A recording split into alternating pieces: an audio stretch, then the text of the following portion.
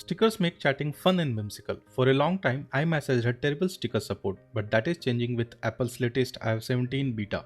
Apple has added a new sticker store that lets you access all your live stickers, emojis, memojis, and sticker packs from one place. You can even convert your photos to stickers with just a few taps and use them in iMessage threads. We love this feature, and in this video, we are going to show you how you can convert your own photos into stickers and use them in iMessage chats. To convert your photos into stickers, first launch the Photos app and open the photo you want to convert to sticker. Now tap and hold on the photo till you feel the haptic feedback and lift off your finger. Tap on Add Sticker. If you want to add effects, tap on Add Effects. You can swipe up to see the stickers in full view.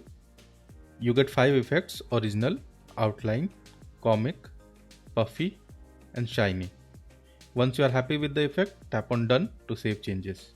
As you can see, we have added the sticker to our sticker pack. To use it in iMessage, just open an iMessage thread, tap on the plus button, tap on Stickers, and drag and drop the sticker you want to use. That's how easy it is to create stickers and use them in your iMessage chats.